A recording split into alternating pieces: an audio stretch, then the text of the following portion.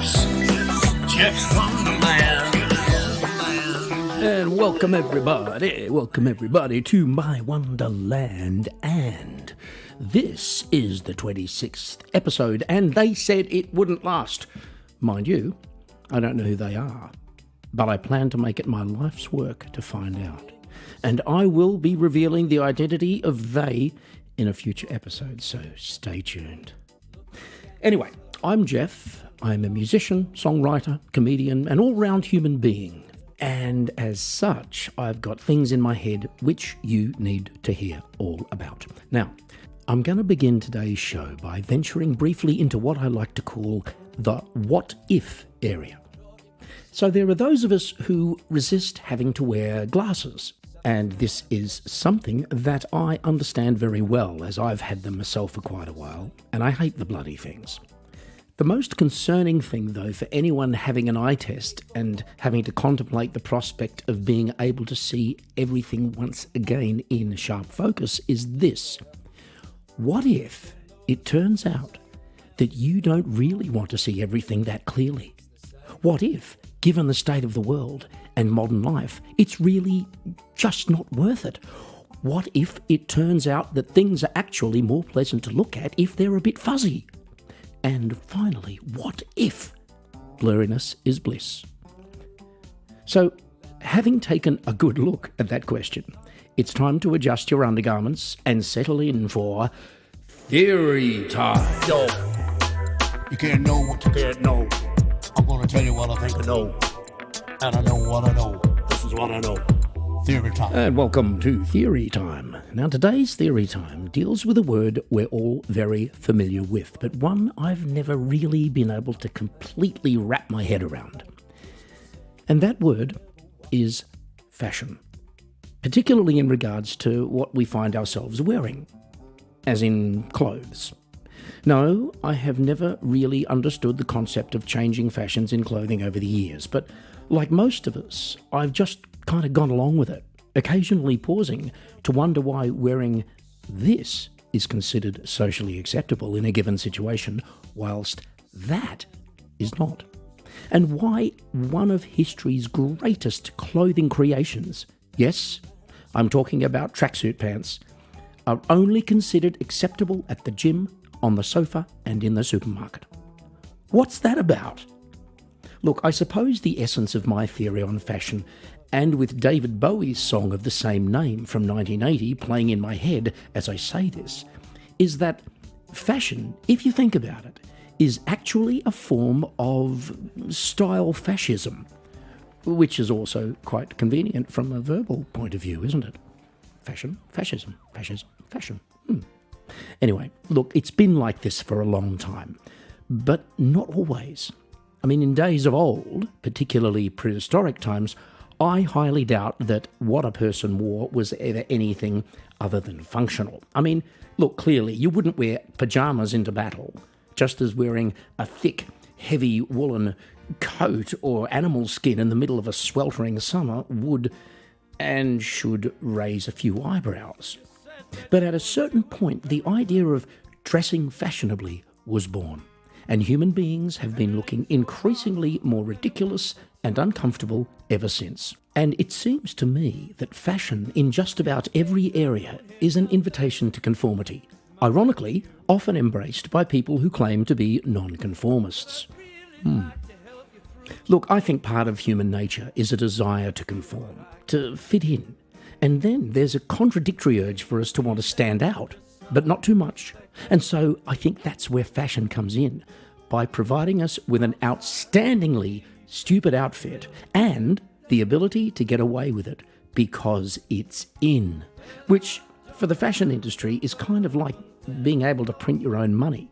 I've got to be honest, high fashion and fashion parades featuring models in outfits that nobody in their right mind would be seen dead in have always mystified me, but not as much as the number of people out there who seem to think that any of these get-ups are a good idea in any way. Of course, it all comes down to what some influential person or group of people in the fashion business likes, and then how heavily marketed that thing gets to be, to millions of people with their wallets open, just waiting to be told what they should be wearing.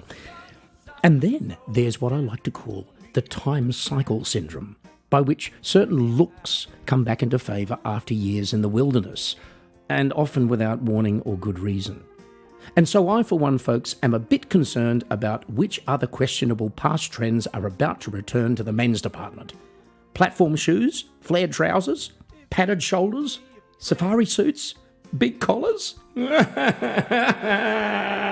is what I know. Theory time. And on that terrifying note, we are going to move straight into Song of the Day. Now, in order to match our leathers and team with the theme, I've made an attempt to select a song from my extensive wardrobe of recordings, and this one touches lightly upon our Thought of the Day subject. It's from my second last album, Canvas of My Memory, and this is a track called The Way It Goes. He's on the avenue. He knows just where he's going to. Playing dominoes. Yeah, that's the way it goes. He's so neat, right down to his feet. His act is so polished, never indiscreet. And you'll never know just how it is at home. She'll go downtown. Okay, here comes the fashion references. Where the sales are going down. Told you. There it is. Nothing like a sale, right? All those shoes and clothes. Yeah, that's the way it goes. You can make a bet. The kids will be dressed in the best. Oh,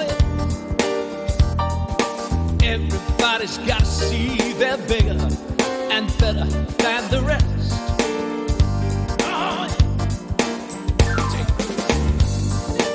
I think I wanted the song to have kind of a feeling of slickness about it, you know?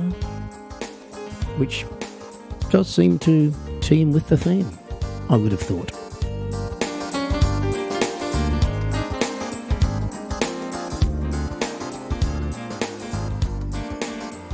And as our Song of the Day disappears into the sunset, don't forget, you can listen to the whole track on any of the streaming services, including YouTube.